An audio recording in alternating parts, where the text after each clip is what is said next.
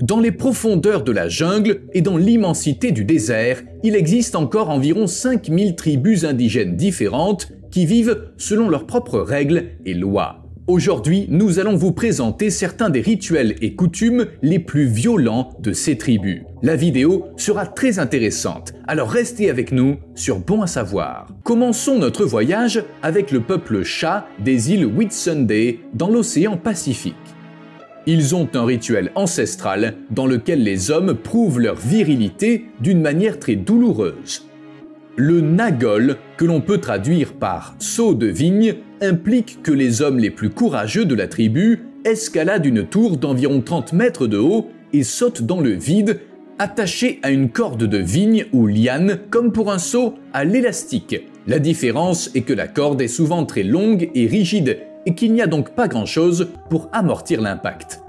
Les sauteurs ne ressentent aucune douleur lors de l'impact violent et sont récompensés par les autres membres de la tribu pour leur bravoure. Le saut est également utilisé pour améliorer la récolte suivante. Plus le saut est bon et spectaculaire, plus la récolte sera fructueuse pour la tribu. Nous poursuivons avec un rituel de salutation très inhabituel des Maasai de Tanzanie et du Kenya. Pour se saluer, les Maasai se crachent dessus. Pour nous, cette pratique plutôt irrespectueuse est considérée par les Maasai comme un signe de respect et de convivialité. Le crachat n'est pas seulement utilisé pour de simples salutations, mais aussi pour bénir un nouveau-né, car les Maasai pensent qu'il le protégera des mauvais esprits. Il en va de même pour les mariages. Le père de la mariée y crache sur la tête et le torse de sa fille afin de la bénir pour le nouveau chapitre de sa vie. Une autre tradition de mariage étrange est pratiquée par la tribu Kroong au Cambodge. Là, les femmes en âge de se marier se voient attribuer par leur père une cabane d'amour. Les femmes y vivent alors complètement seules et peuvent recevoir des hommes sans être dérangées. Les femmes invitent autant d'hommes qu'elles le peuvent jusqu'à ce qu'elles trouvent le bon. L'élu doit alors répondre aux souhaits de la femme, qu'il le veuille ou non. Mais le rituel ne s'arrête pas là. Le futur époux doit donner au père de la mariée le bon nombre de vaches. Plus il y a de vaches, plus il peut passer de nuit avec sa future femme avant de l'épouser. Après les étranges rituels de mariage, nous en arrivons maintenant à un rituel d'enterrement extrêmement dangereux qui entraîne régulièrement des décès massifs. Lorsqu'un membre de la tribu Chewa du Malawi meurt, son corps est lavé à fond tant à l'intérieur qu'à l'extérieur. Pour ce faire, les Chewa ouvrent le corps et versent de l'eau sur tout le corps jusqu'à ce qu'il soit propre. Cette tradition est censée laver les péchés du défunt. L'eau sale est recueillie et utilisée pour cuisiner lors d'un festin pour toute la communauté. Mais ce festin expose également les Chewa à de graves infections et à des maladies mortelles qui réduisent chaque année la taille de la tribu. Le prochain rituel tribal Peul nous fait passer de l'Afrique de l'Est à l'Afrique de l'Ouest. Les Peuls ont pour tradition d'initier les jeunes hommes au monde des adultes. Mais ce rituel d'initiation est très douloureux. Lors du festival appelé Charo, les jeunes hommes sont fouettés par d'autres membres de la tribu au cours d'une cérémonie officielle afin de prouver leur courage et leur bravoure à la communauté. C'est particulièrement important plus tard dans la vie, lorsqu'il s'agit de trouver une épouse convenable. Plus un jeune homme endure le fouet, plus il devient viril et fort, et plus il est recherché par les femmes célibataires du village. Poursuivons avec un rituel de la tribu indienne des Apatani. À partir d'un certain âge, les femmes Apatani commencent à se percer le nez pour y insérer des disques de rotin. Elles utilisent un bâton de bambou chauffé et agrandissent les trous en fonction de leur âge et de leurs préférences. Cette apparence peu conventionnelle n'est pas destinée à mettre en valeur leur beauté. En fait, les femmes veulent avoir une apparence disgracieuse pour se protéger d'un éventuel enlèvement par d'autres tribus. Le gouvernement indien ayant désormais interdit cette tradition, il ne reste plus qu'environ 500 femmes qui portent ce bijou et, tôt ou tard, la tradition s'éteindra avec elle. Viennent ensuite les populations indigènes de Papouasie-Nouvelle-Guinée, qu'il est sans doute préférable de ne pas rencontrer en personne. Les Korowai seraient le dernier peuple indigène au monde à pratiquer activement le cannibalisme. Les Korowai tueront même les membres de leur propre tribu et de leur famille s'ils pensent qu'ils ont été infectés par des esprits maléfiques. Pour empêcher les forces du mal de rester dans leur village, ils mangent alors le membre de la tribu décédé, parfois complètement cru. Le cannibalisme est également utilisé comme forme de punition. Les membres de la tribu, surpris en train de voler par exemple, peuvent être tués puis mangés. Cependant, les Korowai ne sont pas la tribu la plus dangereuse du monde.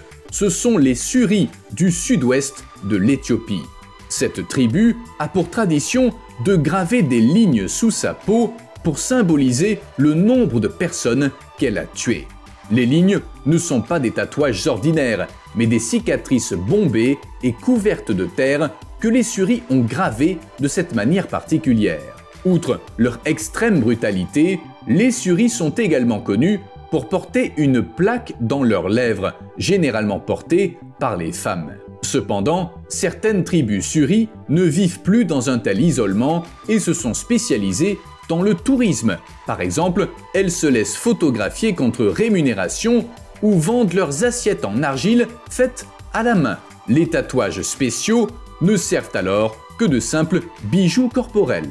En Angola et en Namibie, le peuple indigène Iba a un idéal de beauté très différent. Mais il existe une coutume bien plus étrange dans la culture Iba. Lorsqu'un couple Iba reçoit des invités, ces derniers sont autorisés à avoir un contact intime avec l'hôtesse. Les Iba considèrent cette pratique comme particulièrement accueillante. Pendant ce temps, le mari doit quitter sa maison et dort à l'extérieur de la hutte ou fait construire une hutte spéciale pour lui. Nous passons maintenant au rituel suivant, extrêmement violent, qui consiste à vous présenter cette petite, ou plutôt cette grande fourmi. La fourmi tropicale géante de l'Amazonie est non seulement la plus grande, mais aussi la plus venimeuse de son espèce. Une seule piqûre de l'insecte est décrite par les victimes comme une brûlure sévère. Pire, la douleur dure 24 heures, ce qui explique pourquoi on l'appelle souvent la fourmi 24 heures. Les Sateré Maoué utilisent la piqûre douloureuse de la fourmi pour découvrir qui est le plus courageux d'entre eux. Pour ce faire, ils cousent des gants spéciaux en fibres végétales dans lesquels les fourmis sont placées de manière à ce que leur dard soit dirigé vers l'intérieur des gants. Les hommes doivent ensuite porter ces gants pendant 10 à 30 minutes. Pendant ce temps, les innombrables fourmis continuent de les piquer. Par ce rituel douloureux, ils tentent non seulement de prouver leur bravoure, mais aussi de persuader les anciens de la tribu de leur confier un poste de chef. La persuasion peut cependant prendre beaucoup de temps et les hommes peuvent être amenés à répéter ce test de courage brutal 20 à 30 fois dans leur vie. Enfin, nous vous présentons un dernier rituel violent qui n'est pas directement pratiqué par un peuple indigène éloigné de la civilisation, mais qui n'en reste pas moins extrêmement inhabituel et macabre.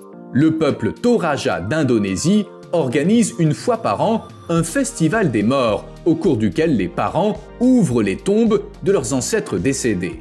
Les morts sont notamment momifiés et habillés de nouveaux vêtements. Les proches prennent également des photos des défunts et font la fête avec eux. Aucun Toraja n'est triste lors de la célébration, car la mort n'est pas un événement définitif pour eux. Les morts ont toujours une place permanente dans la communauté. Selon les Toraja, ils sont simplement dans un état différent de celui des vivants. Par exemple, un membre de la famille décédée restera à la maison pendant des années, recevra de la nourriture et des boissons et continuera à participer à la vie de la famille. Une fois que la famille a réuni suffisamment d'argent, une grande cérémonie funéraire est organisée à laquelle des centaines de personnes sont invitées, y compris des habitants des villages voisins. La cérémonie, qui ressemble davantage à un mariage, consiste à allumer un grand feu et à sacrifier de nombreux animaux. Il faut généralement compter 3 jours entiers avant l'enterrement proprement dit. Cependant, tous les participants savent que le corps n'est pas enterré pour toujours, car le défunt sera déterré à nouveau pour la fête des morts. Que pensez-vous du culte de la mort des Toraja en Indonésie? Laissez également un commentaire sur le rituel présenté que vous avez trouvé le plus intéressant. Au revoir et à la prochaine sur Bon à savoir.